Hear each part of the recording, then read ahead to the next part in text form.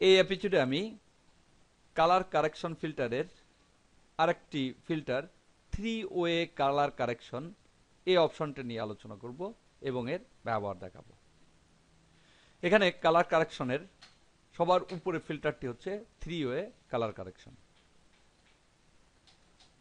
এটাকে আমি এই ভিডিও ক্লিপটার উপর প্রয়োগ করব। এজন্য এখান থেকে ক্লিক করে ড্রাগ করে এর উপর ছেড়ে দিতে পারি, অথবা এখানে ছেড়ে দিতে পারি। অবশ্যই এটা নির্বাচন করা থাকতে হবে। আমি এটা নির্বাচন করেছি এবং এখানে ছেড়ে দেই। দেখতে পাচ্ছি এটা এরপর প্রয়োগ হলো। পূর্বে আমি কালার ব্যালেন্স প্রয়োগ করেছিলাম এবং তখন দেখিয়েছিলাম শুধুমাত্র এটা প্রয়োগ করলে হবে না, এর বিভিন্ন অপশন পরিবর্তন করে এই ফিল্টারটি প্রয়োগ করতে হবে। এখানেও সেই একই থ্রি ওয়ে কালার কারেকশন আমি প্রয়োগ করেছি। দেখতে পাচ্ছি কোনো পরিবর্তন হয়নি। আমি টিক চিহ্নটা উঠিয়ে দেই, আবার দেই, কোনো পরিবর্তন হয়নি। এখানে বিভিন্ন সেটিং করতে হবে, তাহলেই এর পরিবর্তন হবে। থ্রি ওয়ে কালার কারেকশনের ডায়লগ বক্সটি আনবো, এর জন্য এর উপর ডাবল ক্লিক করতে হবে অথবা এখানে ক্লিক করতে হবে। আমি এর উপর ডাবল ক্লিক করি, দেখতে পাচ্ছি থ্রি ওয়ে কালার কারেকশনের ডায়লগ বক্সটি চলে আসছে। বাম দিকে নেই, দেখতে পাচ্ছি এখানে চলে আসছে।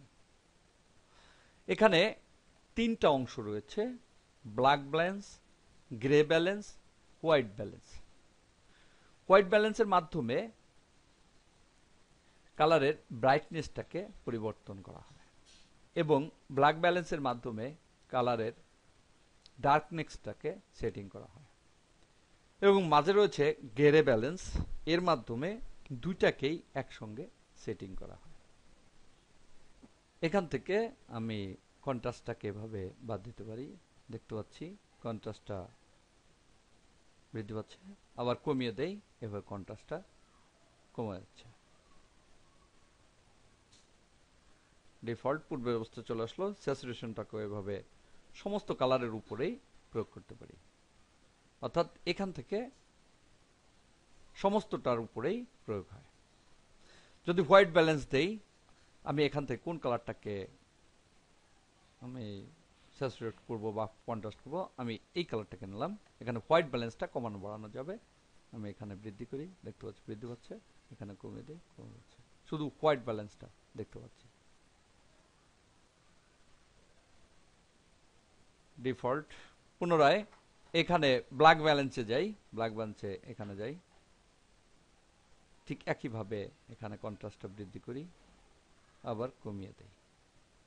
দেখতে পাচ্ছি বৃদ্ধি পাচ্ছে, কমছে, শুধুমাত্র ব্ল্যাক ব্যালেন্সটা অর্থাৎ ব্ল্যাক কালারটা। ডিফল্ট এটাকে আরেকটু উপরের দিকে নেই এবং এখান থেকে এটাকে আরেকটু ছোট করব।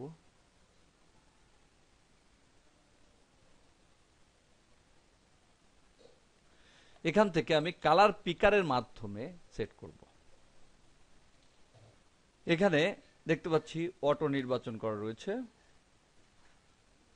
অর্থাৎ অটোমেটিক্যালি আমি এখান থেকে এখানে ক্লিক করি, দেখতে পাচ্ছি যেখানে ক্লিক করছি সেখানে পরিবর্তন হচ্ছে।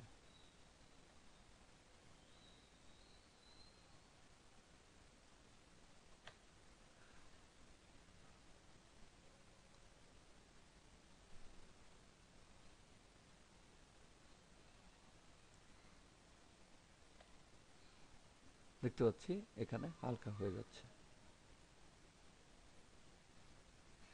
যদি আমি হোয়াইট ব্যালেন্সটা পরিবর্তন চাই, হোয়াইটটা নির্বাচন করি এবং এখান থেকে হোয়াইট ব্যালেন্সটা চেঞ্জ হবে। দেখতে পাচ্ছি হোয়াইট ব্যালেন্সটা চেঞ্জ হচ্ছে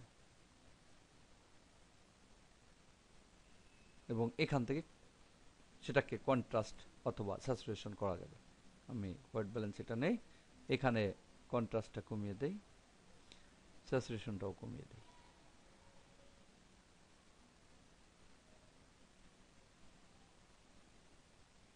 দেখতে পাচ্ছি কমে যাচ্ছে। আবার অটোতে যাই, এখানে ক্লিক করি,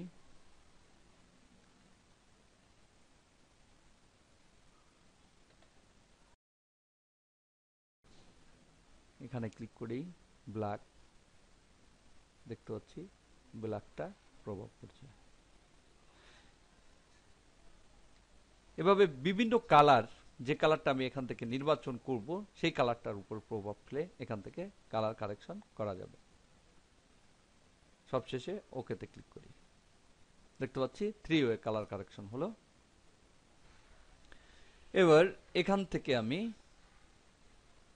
এটাকে ড্রাগ করে এখানে বসাই। দেখতে পাচ্ছি এর উপর এটাও প্রভাব পড়লো। এবার আমি যদি এটাকে বাদ দেই, দেখতে পাচ্ছি একটা পরিবর্তন হচ্ছে, যেটা আমি কারেকশন করে নিয়ে এসেছি।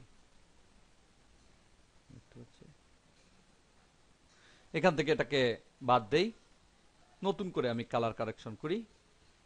উপরে যাই, এটাকে ক্লিক করে এর উপর ড্রাগ করি। এখান থেকে আমি কালার কারেকশন করব। হোয়াইটে যাই, হোয়াইটটা নির্বাচন করি। ব্ল্যাকে যাই, এখান থেকে ব্ল্যাকটাকে নির্বাচন করি।